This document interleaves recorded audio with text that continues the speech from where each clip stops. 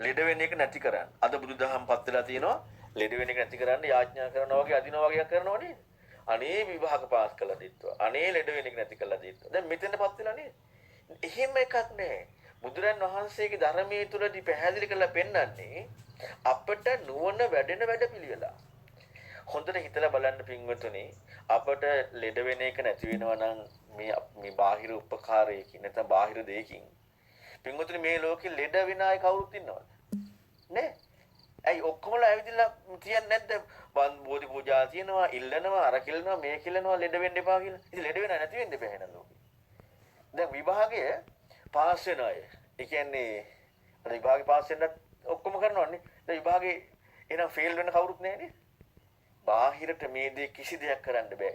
ඒකෙන් හිත සංසිඳවා ගන්න පුළුවන්. හැබැයි හිත සංසිඳවා ගත්තට බාහිරට කිසිදු දෙයක් කරන්න හැකියාවක් ලැබෙන්නේ නැහැ. ඒක හොඳට තේරුම් ගන්න. ඉතින් ඒ නිසා අපි අවංකව මේ ධර්මයේ තුල කියලා දෙන්නේ මොකද්ද? අවංකව මේ ධර්මයේ තුල පැහැදිලි කරන්නේ මොකද්ද? මෙන්න මේකයි තේරුම් ගන්නට ඕන නැති. අවංකව ධර්මයේ තුල කියලා දෙන දේ, බුදුරන් වහන්සේ පැහැදිලි කරන දේ අපට හිතන්න ඕන විදිහක් කියලා දෙන එක. අපිව මෙහෙවන එක. මෙන්න මේ බුදුරන් වහන්සේ පිළිබඳව යම් කිසි කෙනෙක් දැනගත්තා නම් එයා තුල හට ගන්නවා පින්වතුනි පුදුමාකාර ශ්‍රද්ධාවක්.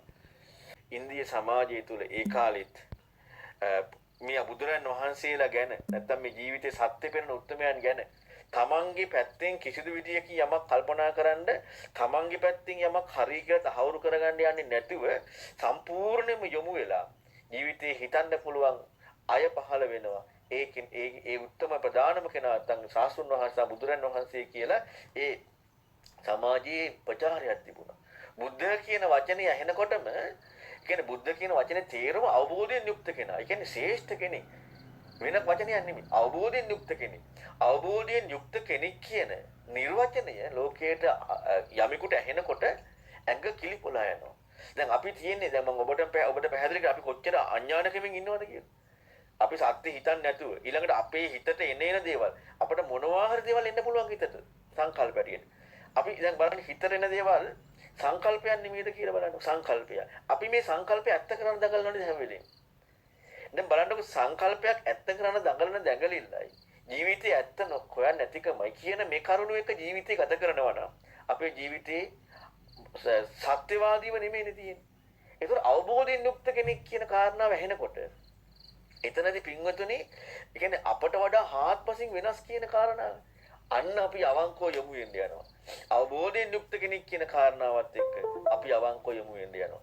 මෙන්න මේ අවංකව යොමු වීම කියන කාරණාව අවංකව දහමට බුදුරන් වහන්සේට යොමු වීම කියන කාරණාව තේරුම් ගන්න පුළුවන් ඉන්නේ අන්න අර බුද්ධ කියන නිර්වචනයත් එක්ක.